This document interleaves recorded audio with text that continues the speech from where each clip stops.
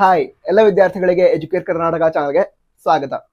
ನಮ್ಮ ಶಿಕ್ಷಣ ಇಲಾಖೆಯವರು ಈ ವರ್ಷ ಸೈನ್ಸ್ ವಿದ್ಯಾರ್ಥಿಗಳ ಫಿಸಿಕ್ಸ್, ಕೆಮಿಸ್ಟ್ರಿ ಹಾಗೆ ಮ್ಯಾಥಮೆಟಿಕ್ಸ್, ಬಯಾಲಜಿ ಈ ಎಲ್ಲ ವಿಷಯಗಳ ಕ್ವಶನ್ ಪೇಪರ್ ಅಲ್ಲಿ ಹಾರ್ಡ್ಸ್ ಕ್ವಶನ್ ಅನ್ನ ಇಂಟ್ರೊಡ್ಯೂಸ್ ಮಾಡಿದ್ದಾರೆ. ಅದರ ನಂತರ ವಿದ್ಯಾರ್ಥಿಗಳು ಸರಿಗ ಈ ಹಾರ್ಡ್ಸ್ ಕ್ವಶನ್ಗೆ ಆನ್ಸರ್ ಮಾಡೋದಕ್ಕೆ ತುಂಬಾ ಡಿಫಿಕಲ್ಟ್ ಆಗ್ತಾ ಇದೆ. ನಂತರ ಅದ್ರ ಪ್ರಿಪರೇಷನ್ ಹೇಗೆ ಮಾಡಬೇಕು ಈ ಒಂದು ಪ್ರಶ್ನೆನ ಕೇಳ್ತಾ ಇದ್ರು. ನಂತರ ಎಕ್ಸಾಮ್ ಹತ್ರ ಬರ್ತದೆ, ಟೆನ್ಷನ್ ಕೂಡ ಆಗ್ತಿದೆ, ಭಯ ಆಗ್ತಿದೆ. ಎಷ್ಟು ಪ್ರಿಪೇರ್ ಆದ್ರೂ ಕೂಡ ಪ್ರಿಪೇರ್ ಆಗಿದ್ದೀನಿ ಅನ್ನೋ ಕಾನ್ಫಿಡೆನ್ಸ್ ಬರ್ತಾ ಇಲ್ಲ, ಈ ರೀತಿ ಹೇಳ್ತಾ ಇದ್ರು. ಈಗ ಹಾರ್ಡ್ಸ್ ಕ್ವಶನ್ ಅಂದ್ರೆ ಏನು ಅಂತ ನೀವು ಅರ್ಥ ಮಾಡ್ಕೊಂಡ್ರೆ ನಾ ಇದನ್ನ ಸಾಲ್ವ್ ಮಾಡ್ಬೋದು ಅನ್ನೋ ಕಾನ್ಫಿಡೆನ್ಸ್ ನಿಮ್ಮಲ್ಲಿ ಬರುತ್ತೆ. ಸೊ ಅದಕ್ಕೋಸ್ಕರ ಈಗ ಹಾರ್ಡ್ಸ್ ಕ್ವಶನ್ ಅಂದ್ರೆ ಏನು, ಹಾಗೆ ಅದಕ್ಕೆ ಯಾರು ಪ್ರಿಪೇರ್ ಆಗಬೇಕು ಎರಡನ್ನೂ ಕೂಡ ತಿಳ್ಕೊಳ್ಳೋಣ. ಮೊದಲಾಗಿ ಹಾರ್ಡ್ಸ್ ಅದರ full form higher order thinking skills. ಹಾಗಾದ್ರೆ ಏನು, ಯಾವುದೊಂದು ಕ್ವಶನ್ ಇದೆ ಅದನ್ನ ನೋಡಿದ ತಕ್ಷಣ ನಿಮ್ಗೆ ಆನ್ಸರ್ ಗೊತ್ತಾಗಲ್ಲ, ಅಂದ್ರೆ ಅದ್ರ ಬಗ್ಗೆ ಸ್ವಲ್ಪ ಯೋಚನೆ ಮಾಡ್ಬೇಕು ನೀವೀಗ. ಅಂದ್ರೆ ಆ ಕಾನ್ಸೆಪ್ಟ್ ನಿಮ್ಗೆ ಆಲ್ರೆಡಿ ಗೊತ್ತಿದೆ, ಆದ್ರೂ ಕೂಡ ಕ್ವಶನ್ ನೋಡಿದ ತಕ್ಷಣ ಆನ್ಸರ್ ಫ್ಲಾಶ್ ಆಗಲ್ಲ.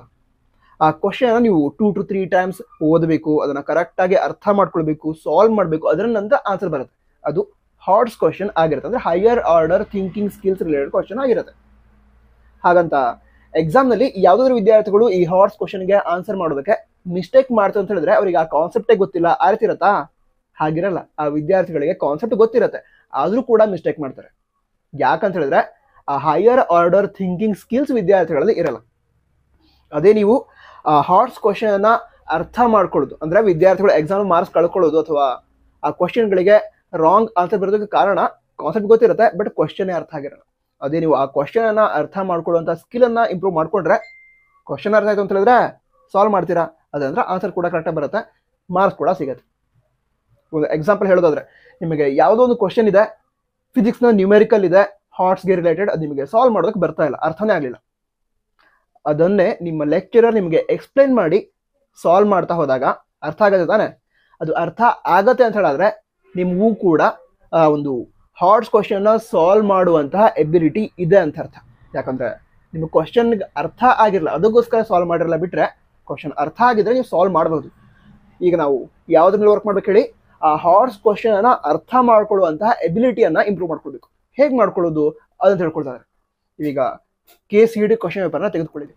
ಆ ಕ್ವಶನ್ ಪೇಪರ್ ಅಲ್ಲಿ ಇರುವಂತಹ ಕ್ವಶನ್ಗಳನ್ನ ಅರ್ಥ ಮಾಡ್ಕೊಂಡು ಯಾವ ರೀತಿ ಸಾಲ್ವ್ ಮಾಡಿದರೆ ಆ ಟ್ರಿಕ್ ಅನ್ನು ಕೂಡ ಅರ್ಥ ಮಾಡ್ಕೊಂಡು ಅದ್ರ ನಂತರ ಸಾಲ್ವ್ ಮಾಡಿ. ನೀವು ಆಲ್ರೆಡಿ ಅಕಸ್ಮಾತ್ ಆಗಿ ಈ KCET, ನೀಟ್, ಅದೇ ರೀತಿ JEE ಎಕ್ಸಾಮ್ಗೋಸ್ಕರ ಪ್ರಿಪರೇಷನ್ ಮಾಡಿದಿರ ಅಂತ ಹೇಳಿದ್ರೆ ನಿಮಗೆ ಹಾರ್ಡ್ಸ್ ಕ್ವಶನ್ ತುಂಬಾ ಈಸಿ ಆಗುತ್ತೆ. ಅಂದ್ರೆ ಹಾರ್ಡ್ಸ್ ಅಷ್ಟೇ ಅಲ್ಲ, ಈ ಮಲ್ಟಿಪಲ್ ಚಾಯ್ಸ್ ಕ್ವಶನ್ಸ್ ಪಾರ್ಟ್ ಹಾಗೆ ನ್ಯೂಮೆರಿಕಲ್ ಪಾರ್ಟ್ಸ್ ತುಂಬಾ ಈಸಿಯಾಗಿ ಆಗುತ್ತೆ, ಈಸಿಯಾಗಿ ಸಾಲ್ವ್ ಮಾಡ್ತೀರಾ. ಅದಕ್ಕೋಸ್ಕರ ನೀವು ಇದುವರೆಗೆ ಸಾಲ್ವ್ ಮಾಡದಿದ್ರೆ ಈಗ ಲಾಸ್ಟ್ ಒಂದು 10 to 15 ಡೇಸ್ ಟೈಮ್ ಇದೆ.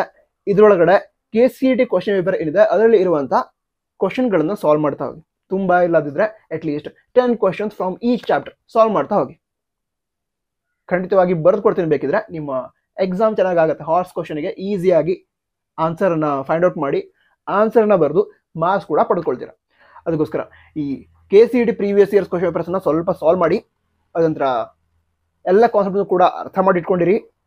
ಎಕ್ಸಾಮ್ನಲ್ಲಿ ಮಲ್ಟಿಪಲ್ ಚಾಯ್ಸ್ ಕ್ವಶನ್ಸ್ ಹಾಗೆ ನ್ಯೂಮೆರಿಕಲ್ ಪಾರ್ಟ್ಸ್, ಅದೇ ರೀತಿ ಕೆಮಿಸ್ಟ್ರಿಯಲ್ಲಿ ರಿಯಾಕ್ಷನ್ ಬಗ್ಗೆ ಕೂಡ ಹಾರ್ಡ್ಸ್ ರಿಲೇಟೆಡ್ ಕ್ವಶನ್ ಕೇಳಿದ್ರೆ ಅದನ್ನು ಕೂಡ ಆನ್ಸರ್ ಮಾಡ್ತೀರಾ. ಈಸಿಯಾಗಿ ಆಗುತ್ತೆ ಕಂಡ್ರೆ ಎಕ್ಸಾಮ್. ನಂತರ ಬೇರೆ ಡೌಟ್ಸ್ ಇದ್ರೆ ಕಮೆಂಟ್ ಬಾಕ್ಸ್ ತಿಳಿಸಿ. ಎಕ್ಸಾಮ್ ಚೆನ್ನಾಗಿ ಆಗತ್ತೆ, ರಿಲ್ಯಾಕ್ಸ್ ಆಗಿರಿ, ಕೂಲ್.